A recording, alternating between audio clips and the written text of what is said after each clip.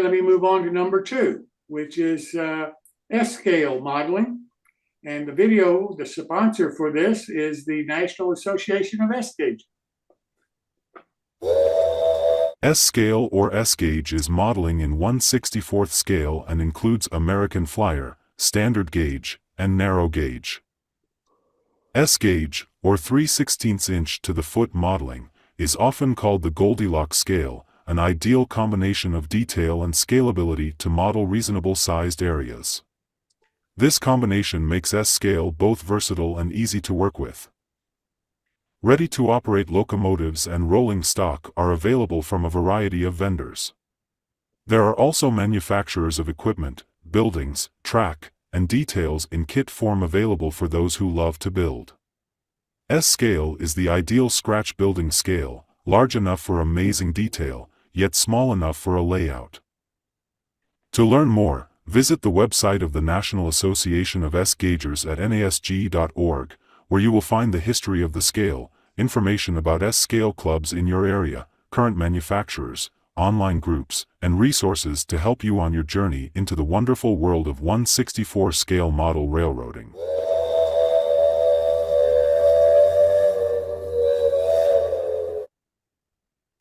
And our host for S-scale modeling is Tim Hubner. Tim, welcome. S-scale. I was going along with your suggestion, Jim. I was reaching out a lot here recently to the farm equipment modelers, and I had a lot of people reach out to me and engage about, adding trains to their scenes and, what is available product-wise. So kind of going along with that, and some of the feedback I got from the first show, because on the first show I had primarily brass models, I was kind of thinking about, how would the typical person get into S-scale, right? In front of me, I have an Overland Models S-scale RS11. Wonderful model. I also knew, and this is one of the great things about it, I knew that American Models had produced one at a significantly less cost. So I went ahead and procured one of the American Models RS11s, and I thought this would be a great way to kind of show people that you can enter S-scale without having to spend a fortune up front, especially for the farm modelers and the equipment modelers, etc. If they want to add trains to their, and especially right now, because it seems like one of the groups I was following has 12,000 members. So I mean, there's a huge potential there for introducing more people to S-scale model railroading. So I went ahead and I procured one of the American Models RS11s, and I wanted to go over it a little bit with you guys and kind of do a shout out, because American Models, they've been around since the mid 1990s. Now they have an 8,500 square foot place out in Michigan, if I remember correctly, and they produce everything in house. It's all American made, so all your money stays here too, which is always a huge plus for me. And I was really impressed by this particular model. So opening up, the first thing you'll notice is it comes with a set of KD couplers. This is something, I believe they're the KD 812s, if I remember correctly. But this is something that I was really impressed with, because I did not know they included KD couplers with it. I thought they'd included no couplers. So this is a really nice little addition.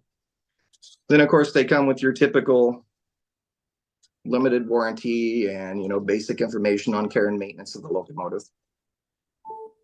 And then in between this 2-piece foam clamshell, which I must say, even though I seen the box originally and I was like, man, that thing's going to get beat up in shipping when I seen it. Because I mean, it's just a traditional cardboard box. I opened it up and I was really surprised to see just how well they packaged these models. Let's get this thing out of here real quick. So the first thing you'll notice is along the side of the units, they did foam inserts to help protect the handrails, which is something I always appreciate, especially with the injection molded handrails.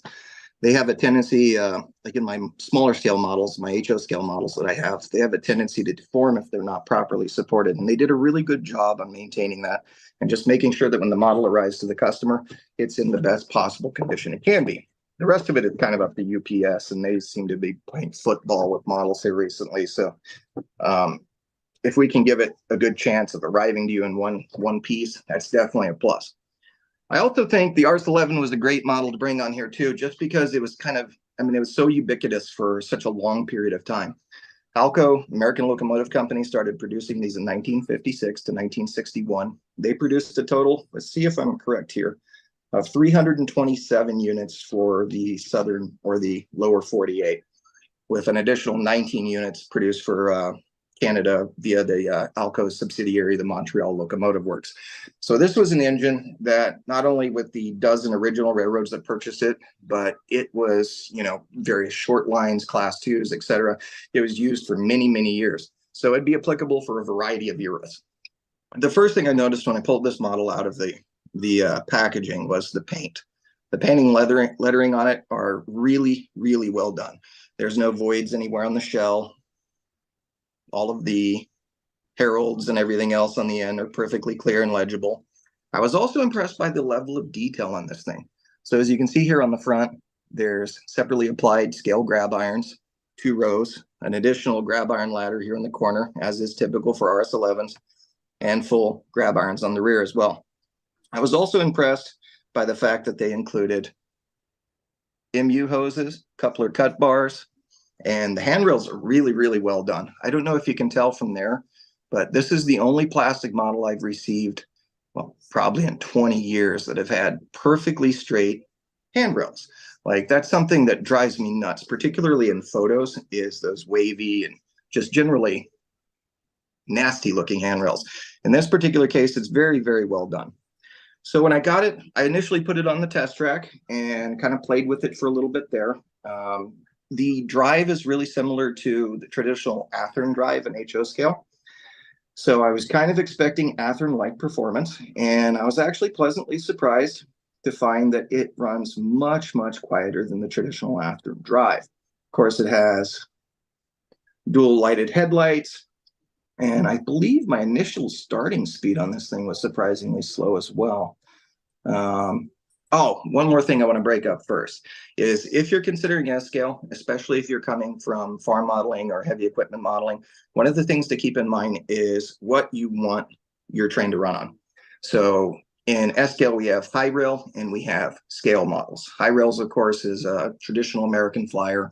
So the high rail track, deeper flanges, American Flyer is a great example of that. I know Lionel and MTH, I think MTH sold all their S-scale to S-Helper service, or I'm sorry, scale trains, but you'll find a lot of that on the secondhand market.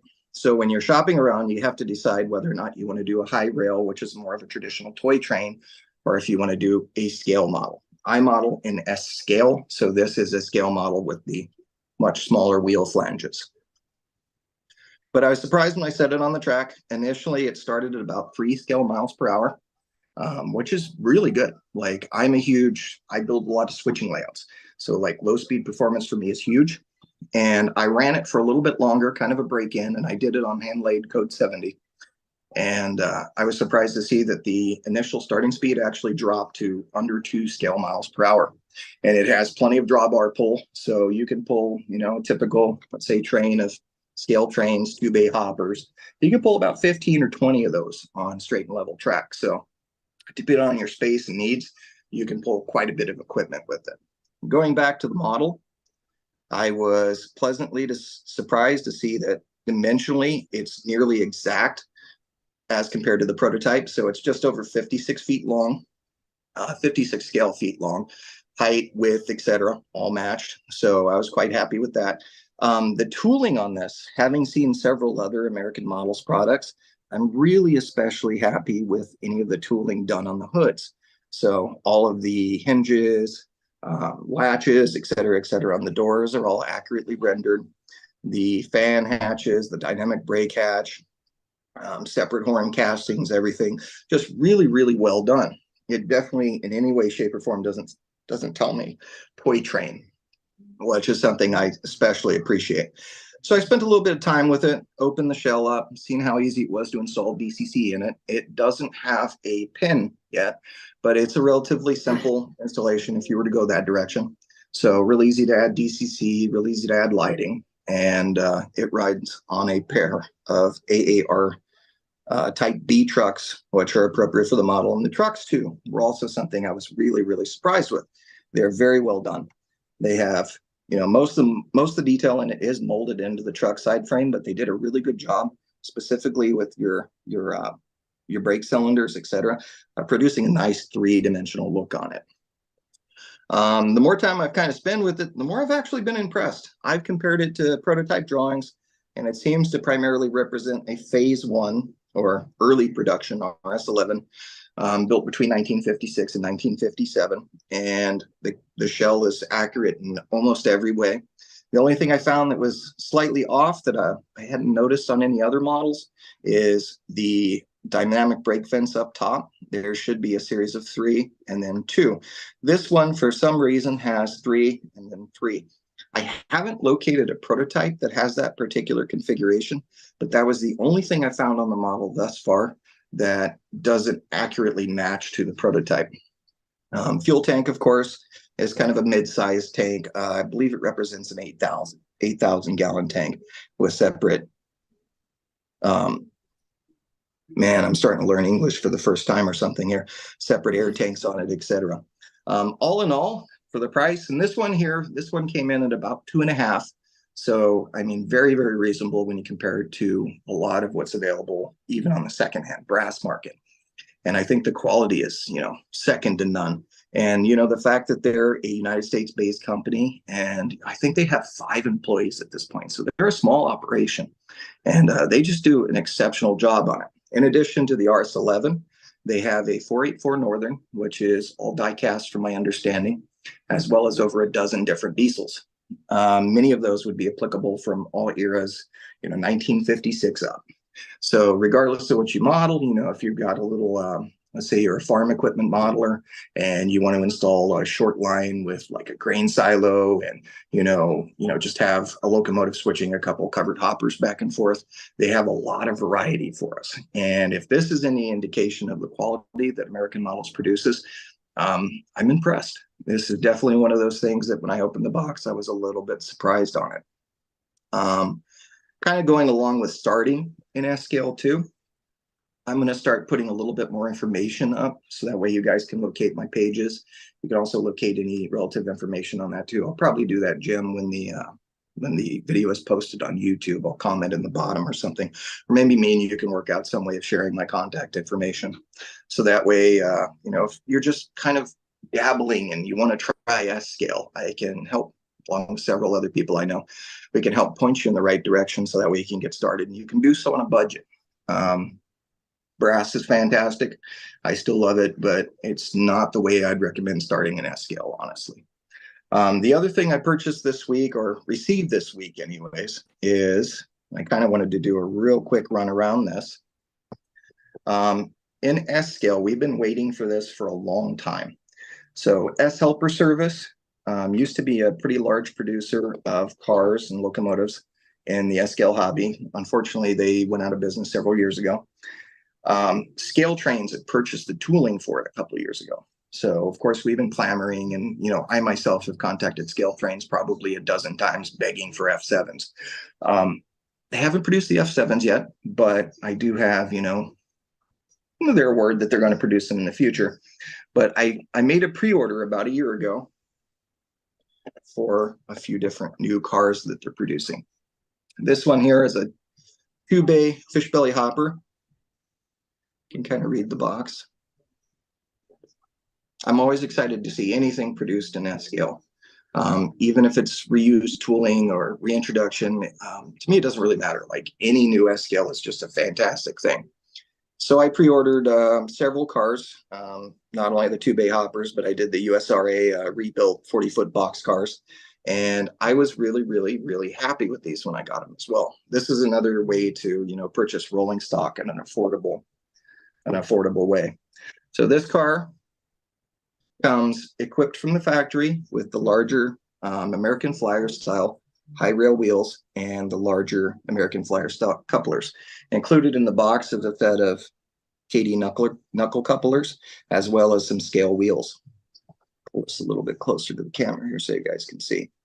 But initially, just pulling the car out, installing the couplers and wheel sets on it, just a fantastic job. Just an absolutely fantastic job on reproducing these cars. All the grab irons are separate. You can see here on the end, everything's separate. They're all wire parts, so it's not a fragile car to handle either. The stirrup steps down here in the bottom. Ooh, a little bit too close. And then I'm going to roll it onto the floor. Let's not do that. I did that earlier, by the way. That hurt. Thank God I have carpet. But any of the grab irons are all wire. The stirrup steps are really, really nicely made, nice and thin. I mounted the KD couplers using the factory spacer, and they spec out perfectly to KD's height gauge. In particular, I was impressed, and I don't know how well you guys can see it here, but I was impressed with any of the brake detailing here in the back. All separate hoses, brake cylinder, et cetera, et cetera. It's just overall really, really nice car. Paint and lettering, fantastic. There's no voids. All the lettering, no matter how small it is legible even under magnification. Weight on this car sits just a little bit under National Mall Railroad Association recommended practices. Unfortunately, when I was weighing it, I forgot to get the weight documented for here. But being that it's an open hopper, there's a lot of different ways that you can add weight to it if you want. You could do a coal load or, what have you inside with the additional weight to bring it up to spec. I ran it on my test track for a little bit after double checking the gauge on the wheels. Oh, that's one thing I'll point out. On these cars, installing the wheel sets sit on a small knurled section of the axle. So when you're installing them, if you press too hard on one side or the other, you can throw the wheel sets out of gauge. I figured out a way to install them so that way they're in gauge every time. But the first couple of wheel sets that I installed on some of my cars, I ended up throwing the gauge way out. So it's definitely recommended that you at least take a peek at it. National Mall Railroad standard gauge would be a great way to do it, just to check your back-to-back spacing on your wheel sets. It'll help prevent some operational issues down the road. But it's a lovely little model. I'm really excited to start kind of dabbling in this aspect of the hobby too. I'm primarily a brass collector, or G-scale. I do a lot of G-scale modeling too, just because I like the size and mass. But having come over here from O-scale Proto 48, I've been thoroughly impressed with the products that are available. I've been doing this about 2 years now in S-scale. And, it's the first time I've ever found a scale where it feels right. Like the Goldilocks scale is the perfect way of describing it. But I'm going to start experimenting, purchasing more stuff in the future, especially with, the mindset of showing, farm modelers, people in other scales that want to, considering trying S-scale. Especially if you want just the mass and, detail level of O-scale without the real estate eating, disadvantages of O-scale. You can, SM3, you can basically build in an HO scale footprint. S-scale standard gauge, not much larger. So, if you have a home layout and you only have, let's say, a 2x12 or a 2x14 or what have you, like a single wall, it just gives you a fantastic level of detail. And especially with products like this American Models unit, you also get great operational characteristics. So you can really kind of, have the best of both worlds. What is that saying they used to say? Best of both worlds? Tim, Yes, sir. I hate to say this, but your time's up. Perfect. I was running out of things to say anyways. Well, I appreciate so much you being here tonight and showing us the models and making the comments that you have made about them. I think that's great, and I really do appreciate it. And we'll look forward to your next presentation. Absolutely. I'll see you guys then. Can I ask a quick question before you go? Absolutely. Sure. Yeah, curious about the price points of the RS11 Dakar being an HO modeler. I'm just kind of wondering, you're talking about affordability and such, not brass, but what kind of pricing are we looking at, please? This particular model here, I bought, I think it was $259. Shipping was around $10, so really, really reasonable on shipping. It seems like most of the American Models units sit in that mid 200s range, but if you buy 2 units, they give you a discount of like 40 or $50 too. As for the cars, you typically be looking, I think I pre-ordered these at like $54 a piece. If you look on the secondhand market though, particularly like the original run of the S Helper service cars, I've been buying them on eBay and various other places for as low as $20 a car. So pretty comparable to HO. Anybody else have any questions? Tim, thanks again so much. I really do appreciate it. Look forward to seeing you next time. Appreciate you, Jim. I'll see you next time.